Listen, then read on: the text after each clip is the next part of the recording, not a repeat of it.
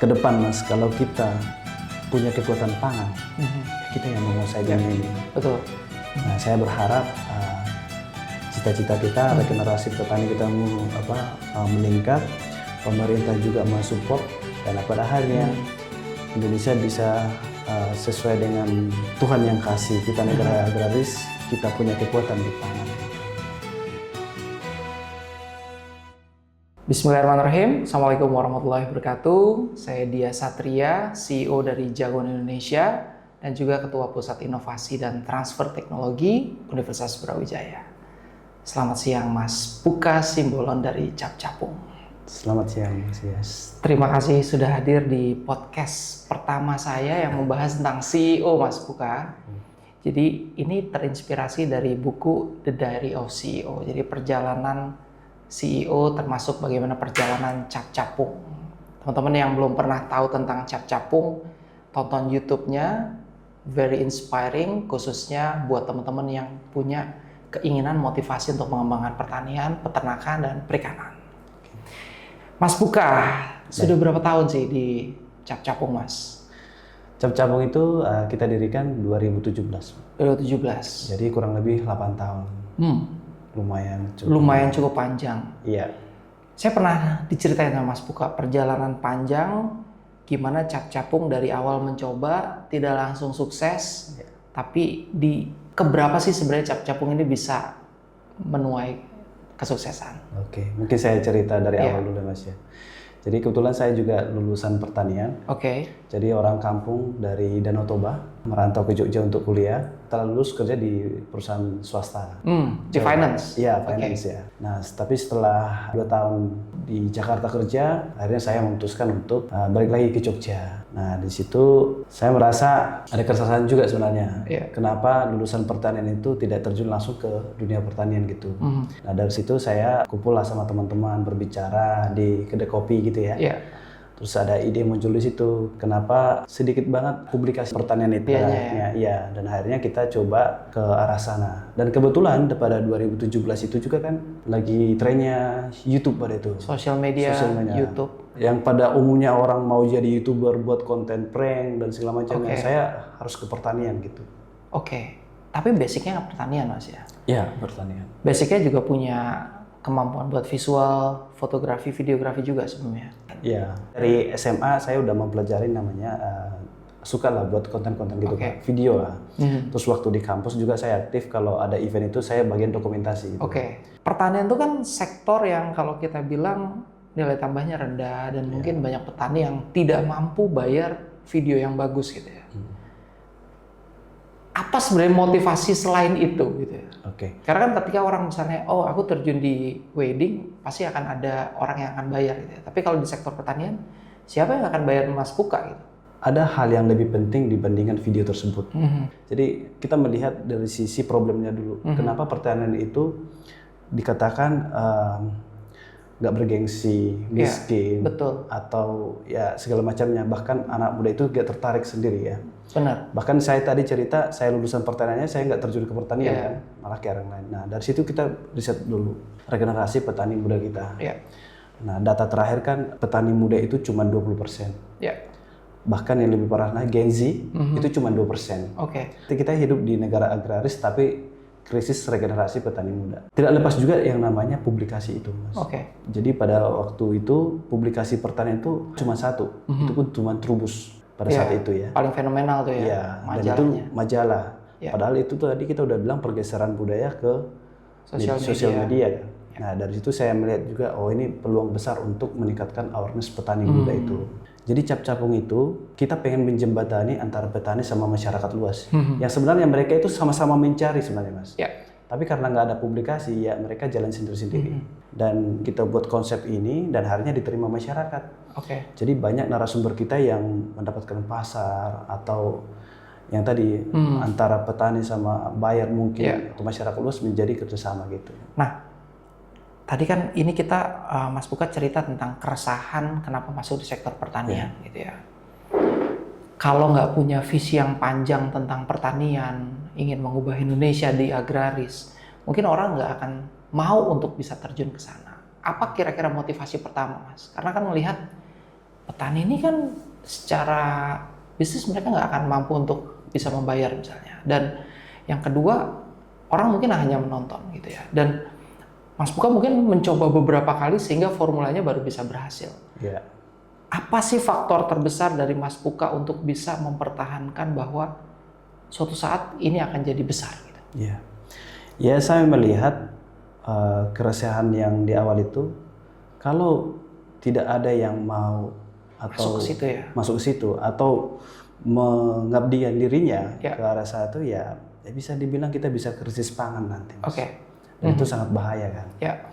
Nah, dan Cap-Capung ini saya mengonsepnya bukan hanya mencari keuntungan toh, tapi dia harus ada punya peran, punya impact untuk masyarakat luas. Makanya kita buat Cap-Capung itu socialpreneur, Mas. Jadi bukan profit yang kita cari, tapi lebih ke aksi sosialnya. Dan itu yang terjadi selama 8 tahun ini. Kebahagiaan kami terbesar itu bukan seberapa besar Cap-Capung ini, Mas.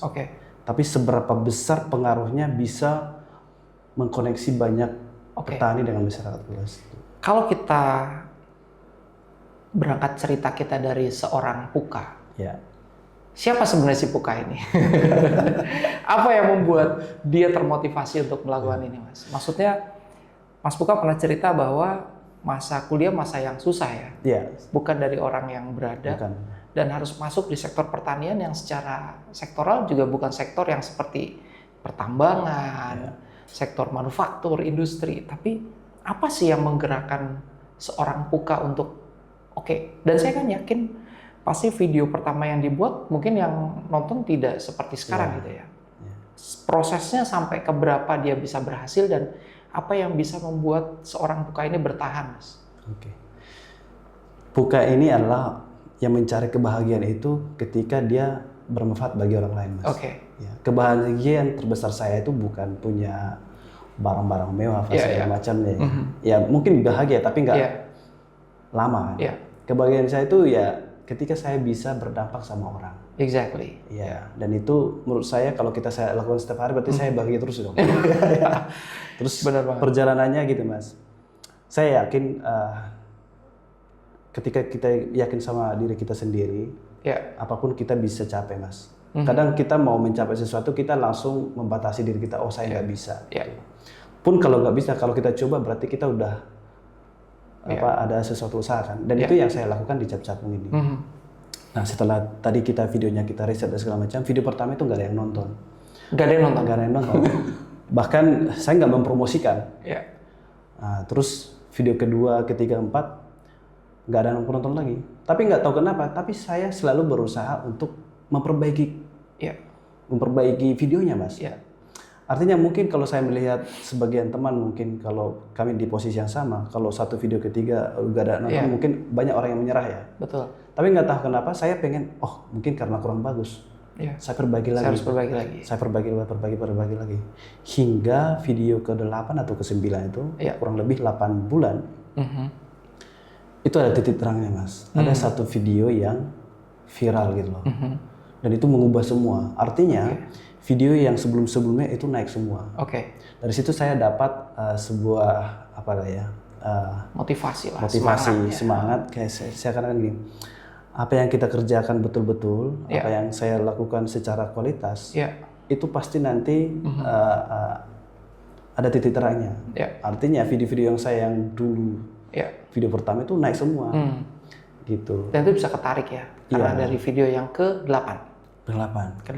Berarti di situ kualitas berbicara. Kalau kita punya kualitas, pasti kita dapat tempat yang terbaik nanti. Nah, tadi cerita ini menarik banget, Mas. Jadi kita bicara tentang storytelling. Storytelling itu menjadi hal yang sangat penting. Ada nggak cerita yang paling menggugah hati Mas Puka? Sekarang udah berapa ratus video, Mas, yang udah di take? Kalau secara take 600 video. 600 video. Ada nggak yang paling membekas tentang perjalanan seseorang di Cap-Capung? Kalau perjalanannya suka dukanya pasti banyak ya. Pasti banyak ya. Pasti ceritanya juga macam-macam ya. Tapi saya belajar satu dari narasumber itu, dari petani itu, peternak itu, bahwa pengusaha terbaik itu adalah petani, Mas. Mereka tidak takut sama resiko ke depan. Walaupun harga hancur-hancuran, iya kan. Mereka tetap, terus alam kita nggak tahu kondisi alam semuanya, tapi mereka tetap nekat, ya. Dan di situ terbentuk mentalitas saya itu, dan mereka itu berharap apa yang mereka tanam itu untuk kemaslahatan manusia gitu ya, atau orang gitu. Makan orang lain. Terus yang kedua, mereka itu tidak pernah egois. Mereka punya ilmu, mereka pasti share. Karena mereka yakin, berarti kalau saya memberikan ilmu, berarti dia memberikan rezeki buat orang lain. Rezeki buat orang lain gitu. Dan itu yang saya pelajari dari petani itu. Mas, di video-videonya Cap Capung ada satu nggak yang mungkin sampai sekarang tuh masih membekas ya? Ada. Buat Mas Puka pribadi. Saya ada satu narasumber yang dia mengubah ekonomi satu desanya. Jadi ada seorang petani, karena dia sering ditipu masalah bibit ya, dia berusaha untuk sekolah, kuliah. Udah kuliah? Udah kuliah. Dia salah satu di kampungnya yang kuliah. Untuk bagaimana caranya biar pertanian mereka itu maju. Nah, setelah dia selesai kuliah, dia mengabdikan diri dia ke desanya. Kembali ke desanya. Walaupun dengan tantangan yang sangat luar biasa ya. Kita tahu mengubah sesuatu kebiasaan petani itu kan sangat susah ya. Jadi dia mencontohkan dirinya sendiri, bibitnya bagaimana dan segala macamnya. Nah, terus baru nanti petani-petani itu ikut semua. Dari cerita itu kita liput dan akhirnya mendapatkan respon positif. Ya. Yang dulunya dia hanya pengen menjual ke pasar lokal, ternyata dengan video tersebut mereka sampai bisa ekspor gitu loh. Jadi petani yang di sekitar dia itu ikut merasakan kesejahteraan itu. Dan saya melihat di situ ada kegigihan. Artinya dia anak muda, dia bisa beradaptasi dengan lingkungan dan juga beradaptasi dengan teknologi. Saya rasa bisa maju semua gitu. Dan itu kita butuhkan di seluruh Indonesia seperti itu. Dan dia harus berdamai dengan dirinya sendiri, seorang sarjana kembali ke desa untuk pertanian. Itu tantangannya paling besar. Itu tantangannya. Makanya internal dan eksternal.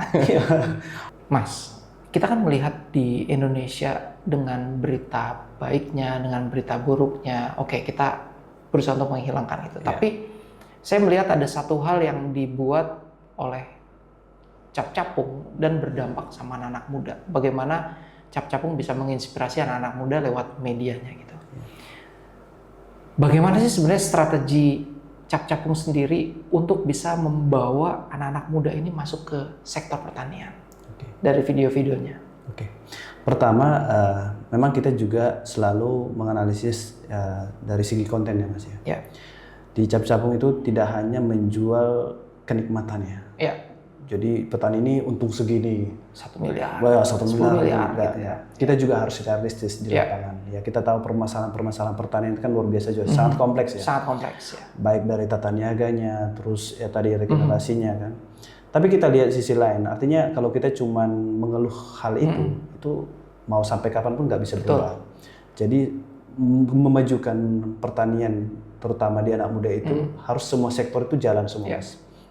Termasuk kita sebagai content creator. Jadi kita real mempublikasi yang benar-benar apa yang terjadi di lapangan, strategi apa yang dilakukan si narasumber hingga di saat mereka bisa seperti itu. Jadi kita nggak cuma jual cerita enaknya.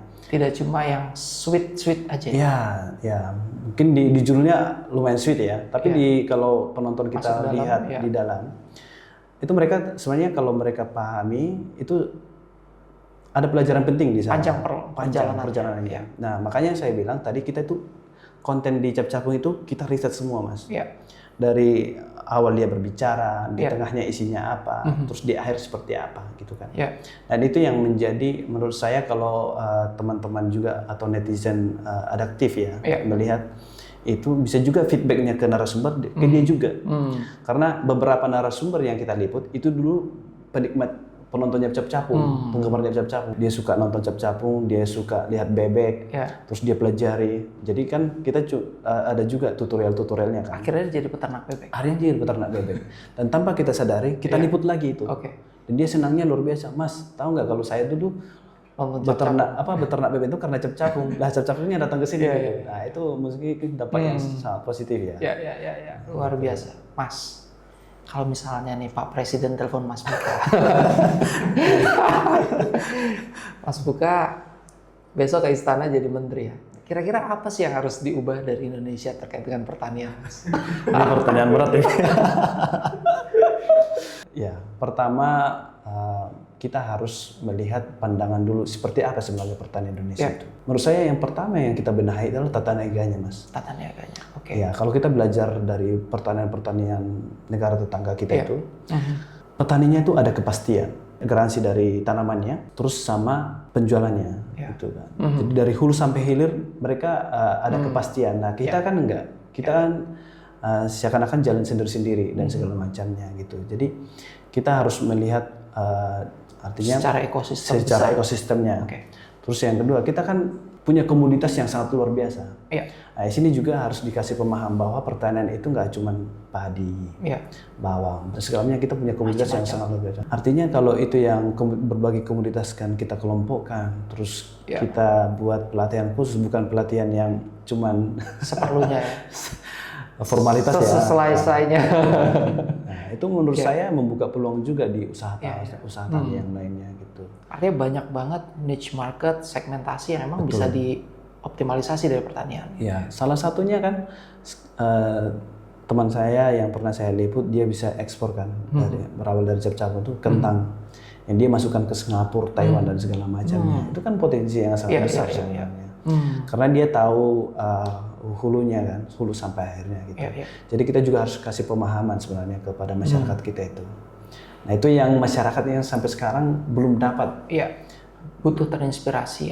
Artinya dengan video yang dibuat oleh Cap Capung sebenarnya penetrasi informasi itu bisa lebih masuk ke emosional mereka dan mereka mau untuk melakukannya. Itu kan sebenarnya yang penting ya. Dibandingkan mereka melihat sesuatu tapi cukup ya udah tahu gitu. Tapi ketika mereka terinspirasi dari sini, mereka mau belajar. Artinya pemerintah pun juga harus belajar bagaimana mengelola media dan informasi untuk memotivasi orang untuk belajar ya.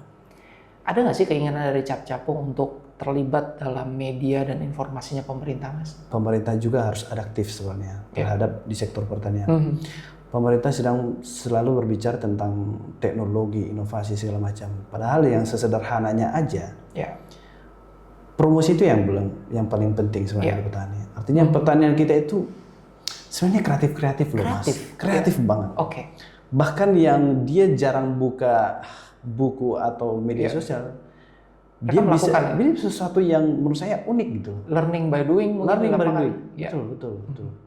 Dan saya udah menjumpai banyak petani-petani yang kreatif seperti itu. Artinya kalau itu yang mereka bantu lah ya, dipublikasikan, itu kan bisa menjadi inspirasi buat orang lain, petani dari seluruh Indonesia kan. Contohnya kayak ada kandang terkoleksi, yang dimana kandang itu nggak jadi bau dan segala macamnya itu kan. Inovasi-inovasi yang pengolahan komoditas kayak Rosella jadi teh yang sangat sehat dan segala macamnya. Itu yang harusnya pemerintah lebih kedepannya memfasilitasi itu. Karena kita buktikan, Mas, di publikasi Cap Capung ini bisa saya klaim 90% narasumber yang kita liput itu mendapatkan pasar yang sangat luas dan juga dampak sosialnya yang sangat luar biasa. Karena orang terinspirasi untuk mau melakukan itu. Karena ada reward yang mereka dapat dari proses itu. Bahkan yang saya bilang tadi, sebenarnya banyak buyer yang mau cari komunitas gitu kan. Mereka keterbatasan informasi itu nggak bisa gitu kan. Karena mereka merasa mereka harus validasi dulu nih orangnya jujur apa enggak. Nah, mungkin dengan Cap Capung datang ke tempatnya itu merupakan salah satu bentuk validasi juga ke petani gitu ya. Jadi sebagai pemerintah atau regulator itu harus adaptif juga ke arah publikasi itu. Contohnya ya saya rasa nggak perlu lagi harus pencitraan yang yang berlebihan. Berlebihan gitu. Kita munculkan aja lokal hero-nya. Itu yang kita lakukan dan itu sangat berdampak gitu kan. Nah, dan saya rasa kalau pemerintah atau kita kolaborasi mungkin itu jauh lebih bagus. Betul, Mas. Artinya memberikan kesempatan sama orang yang capable untuk melakukan itu kan akan jauh lebih efektif dan efisien gitu. Mungkin pemerintah bisa bikin video yang bagus, tapi ketika pemerintah tidak punya channel informasi yang tepat, video yang bagus juga akan ditonton orang gitu kan.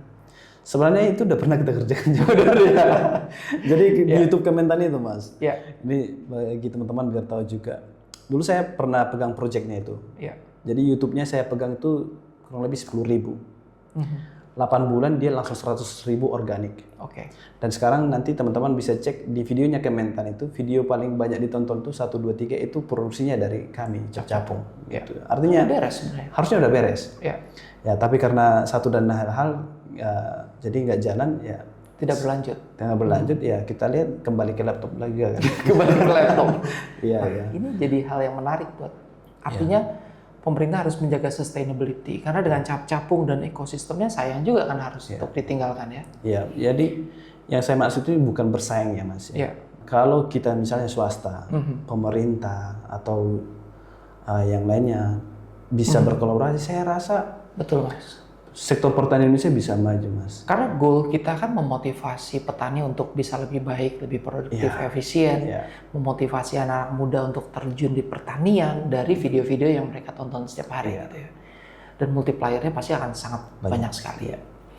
Mas, apa sih mimpi dari seorang Puka di Cap Capung yang belum tercapai sampai sekarang? Jadi mimpi kita sebenarnya sangat sederhana sih Mas. Pengen meliput semua petani-petani yang ada di Indonesia.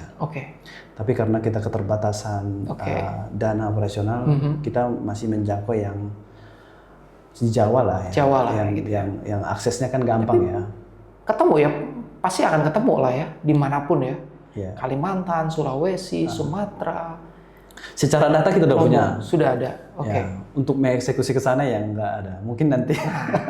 Dari channel ini mungkin kita bisa bantu untuk mendorong network. Karena saya yakin banyak orang berkepentingan untuk membangun pertanian di kota kabupatennya, tapi mereka juga bingung apa yang bisa mereka lakukan gitu ya.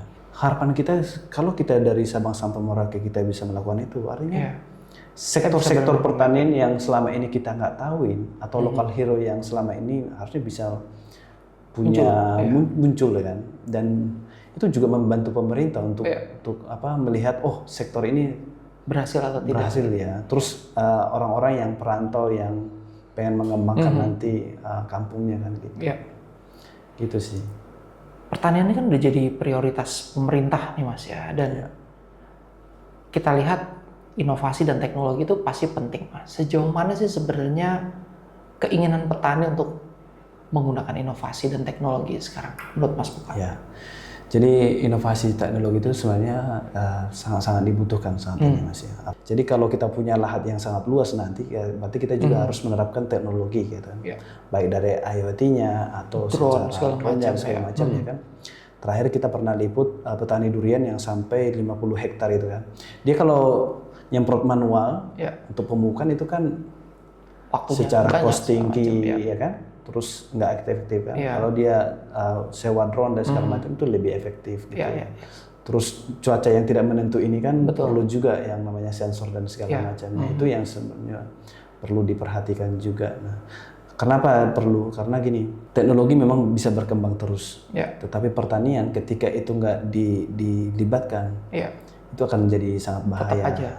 Artinya kita lihat juga pengusaha teknologi aja sekarang udah bertani kan, kayak Bill Gates dan segala macam.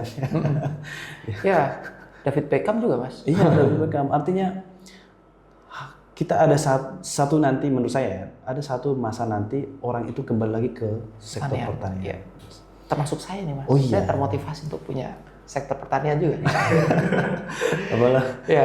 Mas, kalau kita nonton videonya Stephen Bartlett, The Diary of CEO, ini sebenarnya Mas Puka udah menjelaskan tentang self-nya Mas Puka, dirinya. Sudah menceritakan bagaimana storytelling tentang apa yang dilakukan oleh Cap Capung dan bagaimana berdampak. Tadi cerita juga tentang filosofi hidupnya. Ada satu yang belum diceritakan tentang tim. Bagaimana Mas Puka membangun teamwork. Karena ini mungkin jadi fondasi orang-orang untuk membangun bisnis. Tim nggak perlu banyak, tapi orang mungkin nggak tahu bahwa dari 600 video ini sebenarnya diproduksi oleh berapa orang dan berapa yang bekerja di sini sih Mas? Dan bagaimana Mas Puka membangun tim ini? Pertanyaan yang menarik Mas. Ini bisa suatu kebanggaan, tapi ini bisa juga suatu masalah. Jadi Cap Capung ini kan bisa dibilang 90% di awal saya ngerjain semua. A sampai Z. Semua CEO. Jadi Chief of everything. iya, everything. Saya semua. Oke. Dan di situ juga saya merasa saya bisa ngerjain sendiri. Di satu sisi itu bagus, tapi satu sisi menurut saya itu salah. Kenapa saya bilang gitu, Mas? Waktu saya ngerjain sendiri, mungkin lagi kuat-kuatnya ya. Jadi yang mewawancarai saya, take video saya, editing saya, juga. dan nulis caption, ngatur CEO dan segala macam. Cap-cap ini nggak bertumbuh, Mas. Saya juga butuh insight, ide-ide yang segar dari teman-teman yang lain gitu. Saya bilang manajemen saya kurang bagus pada waktu itu ya. Nah di sini saya baru melakukan manajemen, belajar sedikit demi sedikit, sering baca buku gitu kan. Nah saya mulai membagi tugas. Bagaimana caranya mereka itu mengeluarkan semua kreativitas mereka. Karena gini, kalau semuanya harus keinginan saya rasa tim yang bagus itu nggak bakalan terbentuk. Nggak akan terbentuk. Ya. Jadi saya tidak membatasi masukan dari mereka. Dan menurut saya masukan mereka itu yang membuat Cap-Capung makin hari harus berkualitas dan segala macamnya. Dan kedua, di Cap-Capung ini biar efektif, mereka harus tahu dulu polanya seperti apa, Mas. Gitu. Kadang kita mengerjakan sesuatu itu kan merasa sulit ya. Kenapa merasa sulit? Karena sesuatu yang dasar aja mereka nggak tahu. Sistem dan pola fondasinya. Polanya. Karena kan konten kita kan storytelling ya. Bagaimana caranya cerita dari narasumber itu yang kita wawancarai bisa 1 jam, 2 jam, tapi kita konversi menjadi 10 menit tanpa menghilangkan isi dari yang kita wawancarai itu. Nah itu. Terus kita juga buat meritokrasi di sini ya. Jadi siapa yang lama bukan itu yang jadi terbaik, tapi ya kalau kamu punya kemampuan atau punya kreativitas yang lebih ya kamu mendapatkan hakmu gitu. Nah itu yang saya lakukan di sini. Jadi bukan semacam-macam karena dia senioritas itu, tapi meritokrasi yang saya terapkan di sini. Gitu. Wah luar biasa, Mas Puka. Yang terakhir pertanyaan saya, apa yang belum tersampaikan dan ingin dipersembahkan untuk Indonesia, Mas? Sederhana aja, Mas. Pertanian di Indonesia punya tempat yang selayaknya di Indonesia. Jadi kita tidak lagi melihat petani yang harus membuang hasil panennya. Terus petani itu nggak dianggap lagi kaum marginal atau kaum terpinggirkan. Pertanian itu harus punya tempat spesial di Indonesia, karena pemerintahan sekarang juga kan udah ada konsentrasinya ke sektor pertanian. Karena saya lihat ke depan, Mas, kalau kita punya kekuatan pangan, ya kita yang menguasai dunia ini. Betul. Kalau kita pangan aja hancur-hancuran, saya pikir menghancurkan satu negara itu, Mas. Ke depan itu bukan lagi nuklir, tapi pangan.